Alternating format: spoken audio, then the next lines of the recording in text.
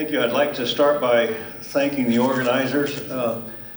Being on the last day of the conference may not be an advantage to a lot of people, but in my case, it turned out to be a great advantage, and I hope you'll see that as we get started. Last year, we briefed the Lattice energy converter at the conference, and at that time we were producing a few nanowatts of power. We think we've made about 2 orders of magnitude improvement since then, and I'm convinced that with the help of the people here, we can do much better. Okay, back to 1989. You know, when this was announced, the scientist says, you know, it's not repeatable. You don't have any replications, no peer-reviewed publications. One of the things I thought about this morning when the NASA people were talking was they have neutrons, and the comment there was, if you don't have neutrons, you know, where are the dead graduate students? Remember that comment? So anyhow, we have a device that will spontaneously self-initiate, self-sustain the production of a voltage and current through an electric load, and it has been replicated by people. And as I stated last year, we need to scale up by 6 to 10 orders of magnitude. So progress since that time. Probably one of the biggest areas of progress is we think we have developed a better understanding of the gas-ion dynamics. A continuous supply of ions is required to produce the sustained current that we're seeing. And furthermore, the energy that's being produced, it comes from whatever is ionizing the gas. Recombination, you're going to hear that word a lot in this presentation. It reduces the current collected by at least 2 orders of magnitude, and it could be much more, and I'll say a little bit more about that. Current experiments, as I said, are producing 1 to 2 orders of magnitude more power per square centimeter than a year ago, and we believe there are multiple opportunities to scale up. We've switched to the flat electrode design, which also allows scaling up much easier, and actually it makes the cells much easier to produce. And the supporting analysis, I can't go through all of this. My coworker Harper Whitehouse has been working on that, and he's got a PowerPoint presentation complete with a lot of notes pages that we'll be posting on the web. Okay, here's an example of the flat cell. You know, here are a couple of flat cells here. You know, they're less than a 1/4 inch thick, and so you can stack several of them. Here's one in a glass jar. The electrode is over here. Here I've got a side view of it here so you can see. This one has a carbon electrode with particulate on it that I harvested after co-deposition. It sank to the bottom of the electrolyte, and I thought, why should I throw that away? So I siphoned off the electrolyte, got down to where it was mostly particulate, used a pipette and put that on the carbon, set it in the sun and let it dry, wrapped some PTFE pipe tape around it to build up enough so that when I put a counter electrode on, I didn't have a direct contact, and that was my cell. And this is the cell I'm going to show the data on later. One of the other experiments we did was an attempt to replicate Kramer's results. Last year we reported that J.B. Kramer had reported in a speech that if a thick layer of monazite sand was placed between a couple of electrodes, he was producing 3 × 10⁻⁴ amps of current in a relatively small area cell. The only place we found that reference was it was reported that he made that statement in a speech, and we even checked with the organization he worked with and the librarian there, and they could not find any other reference to it.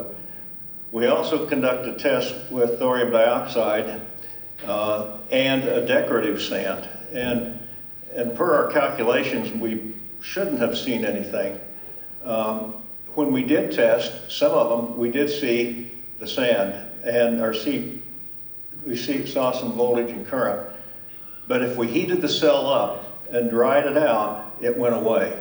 So what we think Kramer was measuring was actually an electrochemical reaction between the carbon and the zinc electrodes he was using.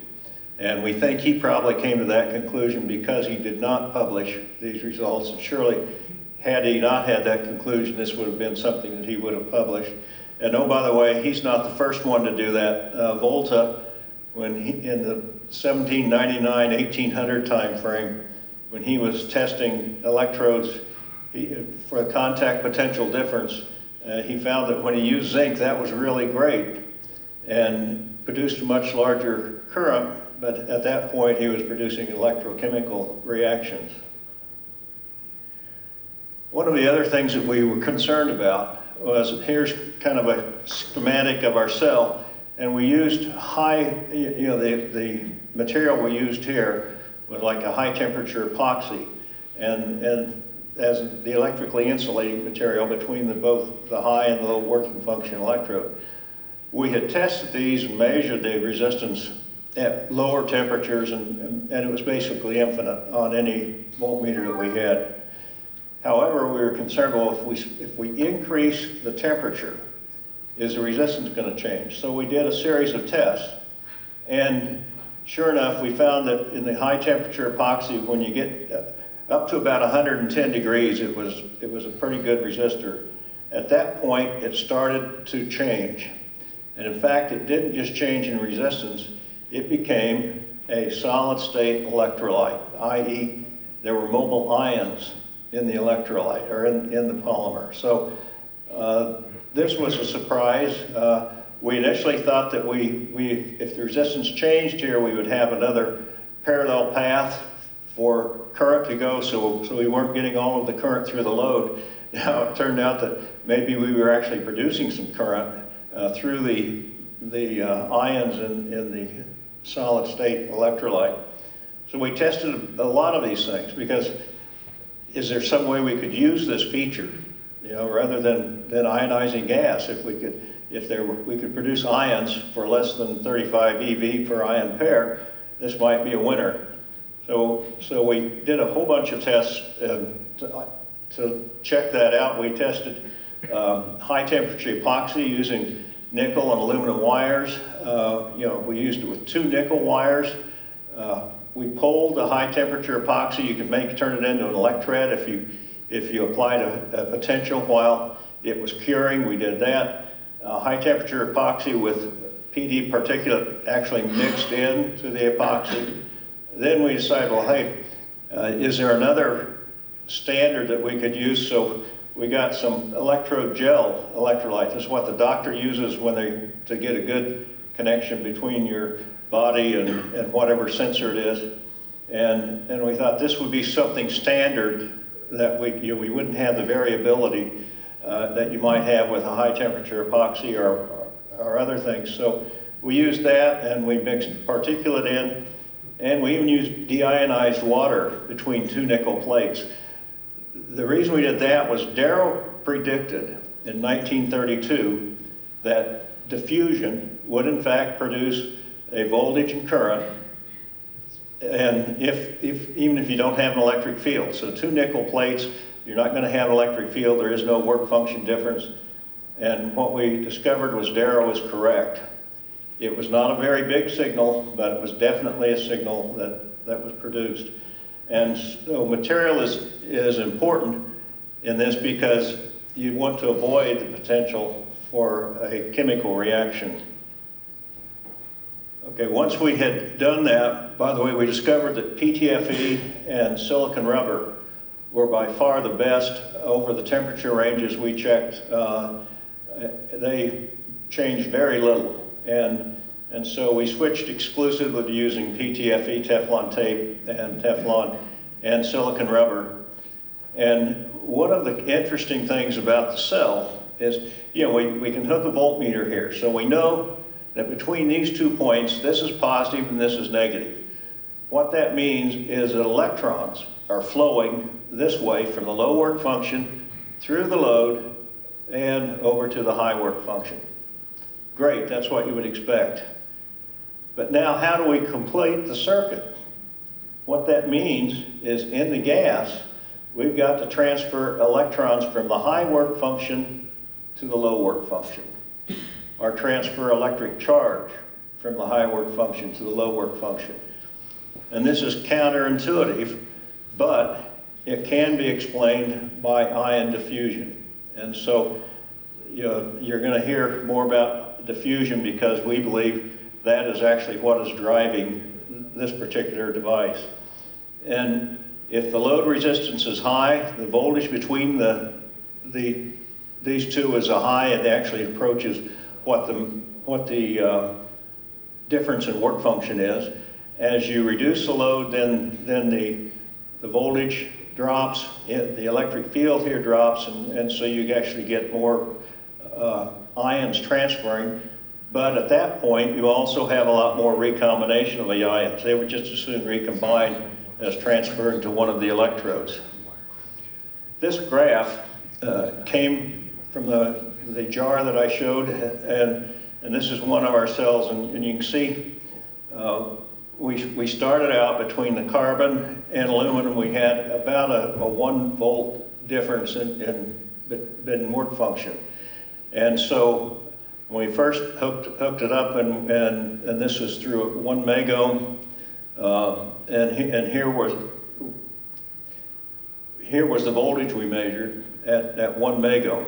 As we reduced the the resistance, the voltage dropped. And using Ohm's law, you can calculate the current you're producing.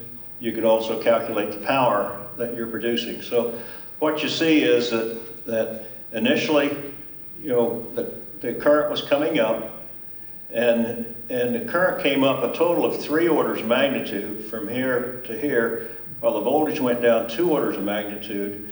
But what's even more impressive is the current had gone up about 2.5 orders of magnitude, while the voltage dropped about 1/2 an order, and you'll see that the maximum power occurs where diffusion matches the voltage of the electric field that's produced.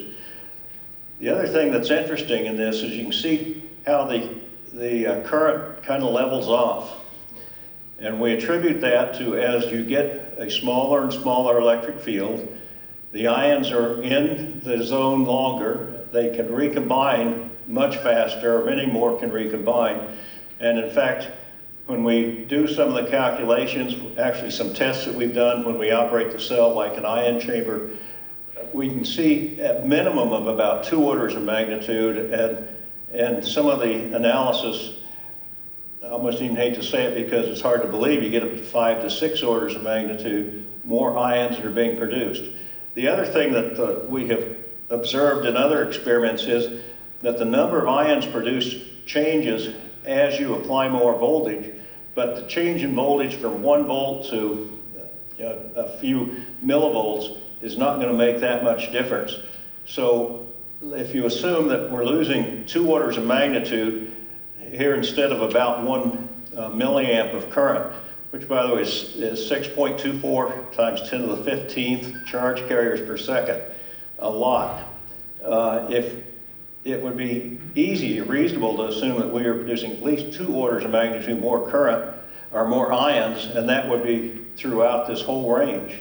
And more of them are recombining on this end because the electric field is preventing them from getting to the electrodes. More of them are recombining on this end because the drift is slow, because there is the electric field is very low. So based on that, we believe the LEC is a diffusion-driven device, and we actually want to work at this end and see what we can do. This is where we believe some of the advantage can be. The equations, this is where Harper comes in, but here's the equations. This is actually the first one here are 2 equations because there's a plus and a minus, where Q is a generation, recombination is here, and by the way, alpha, the number we've been using there is roughly 10 to the minus 6. That's what Thompson and others have used. You have diffusion, and you have your electric field term. You can subtract these two and come up with the current. And what you see here is that if the electric field is 0, I still have diffusion. If the diffusion is 0, we still have electric field. And that's something that we've observed. We reported on that 2 or 3 times, and we've seen, the voltage come down, and then at a particular point, it just drops, and you start seeing a diffusion process rather than an electric field. They do not decay to 0 at the same time. By examining the individual terms of these equations, we've tried to make some guesses as to what the significance is, what are the sensitivities that we might be able to apply, and we've also had the advantage that we could plug in some of the experimental data that we have in the LEC. For example, we know how much, in the case of where we are collecting 10 to the 15, 1 milliamp of current. That's what we collect. That's after the recombination. So we can plug in some of these numbers and begin to see how can we change them. And one of the things that's very important, for example, is the separation distance between the electrodes. Okay, previous analysis. What you're going to see here is that in most previous analysis, the diffusion term was ignored. If you're in what Thompson was doing, he was just trying to conduct ions through a gas.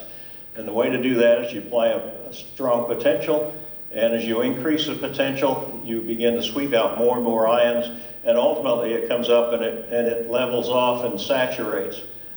We have never seen saturation in our cells. In fact, when we've applied some of them that we've used in that mode, we see it actually go up exponentially or increase as we increase the voltage. Ricci and Darrow, Ricci in 1903 and Darrow in 1932, both derived the second order nonlinear differential equations that include ion recombination, electric field, diffusion terms, but they could not find an analytic solution. However, Ricci... 3 minutes. Oh, okay. Ricci did get some solution by successive approximation. Tate solved the fourth order differential equation using numerical means. Omar has a patent where he addresses all these things, but doesn't really solve, and he was using a known source to ionize the gas. And then Rosen and George did an analytic analysis with recombination, but without diffusion. I think you'll agree the LEC is a very unique device, and it shows that it doesn't saturate. I've mentioned that. Experimental data shows when the electric field is high, the increase in ionizing radiation is offset by the reduction in ions. I think I've covered all these, and the LEC power output peaks when diffusion of ions matches their electric field in induced drift.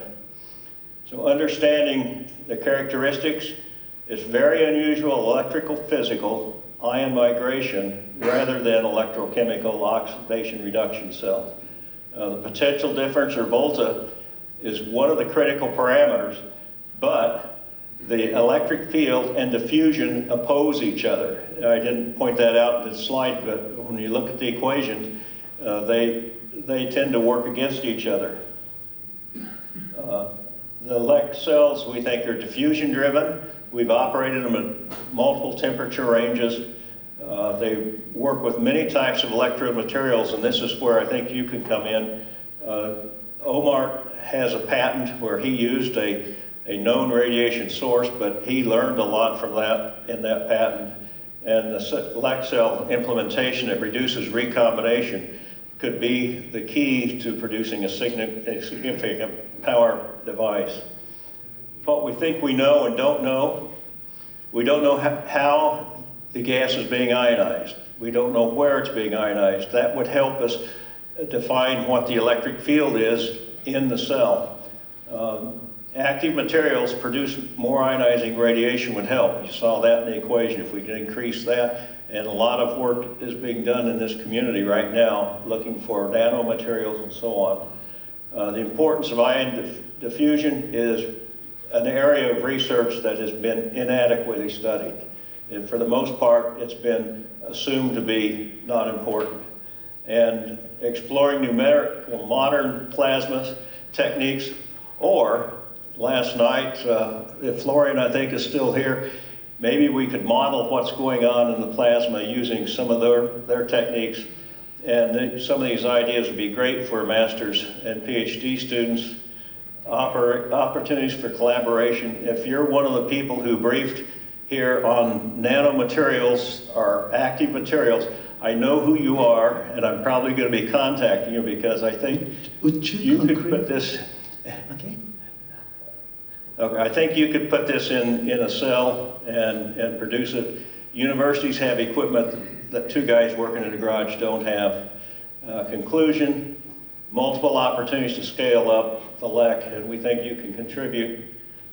I'd like to acknowledge and thank the people who helped make this successful. And specifically, I'd like to remember Stan Spock. He was born in the US when his parents were there going to school. They moved back to Poland when he was 2.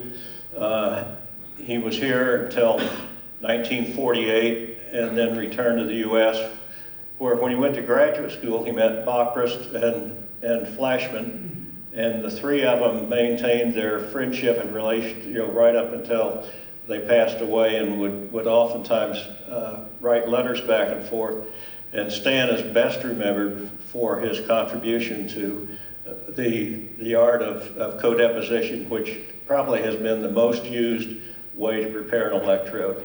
And I can't come to Poland and not recognize one of your native sons.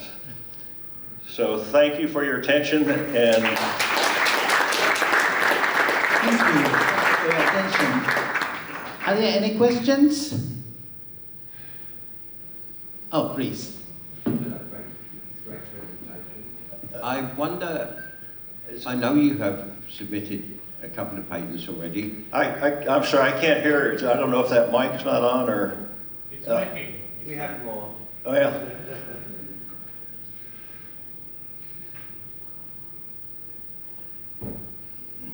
I know, Frank, that you have already submitted a couple of patents, and I think, are you looking to extend more patents on the technology? And do you need support and help with that? We have 3 patents that have been issued, and we have a 4th patent pending that covers some of the things that we did here. But every one of those patents anticipates that there will be improvements in the source of the ionizing radiation. So if someone's got something that works, we can use it in our patent, but you can patent whatever it is that you have, and it's one of the, you share royalties or the agreement.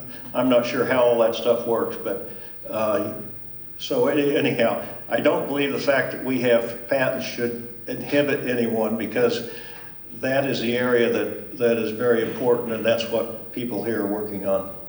I think there may be a few people to put you on speed dial, and because, as you know, I've replicated your work, and many others have, and we know the LEC is a solid, reliable phenomenon. Yeah, it's analysing the phenomenon is the difficult part, but it's so easy to do, and I hope that we've already had, which I forwarded to you, one request from a university. One of their assistant professors wants to use it as a demonstration tool, just to show his students something which is impossible. And I wish that would happen a bit more, but good luck with it all. Yeah, and I'm sure you get more collaborators, because you've been incredibly open and generous, which is superb. A revelation. Thank you. Yeah, thank you, Alan. We've thought about that, and one of the things we've said we describe as we don't require any naturally radioactive material. But after listening to Binya with her report on NASA today, we've been concerned, do we really know what the radiation is? At this point, we don't. You go back to the early 90s when Rout, Serenity Larson at BARC were trying to figure it out. It would fog film, but even with their best instrumentation, they couldn't detect it. And they ultimately said it was an unknown agent that was fogging the film. So maybe that unknown agent will work in a LEC that would not work in the instrumentation they were trying to detect with. I don't know, but the fact is something is ionizing the gas. Okay? Thank you. Thank you. Nice presentation. So, next speaker is Robert.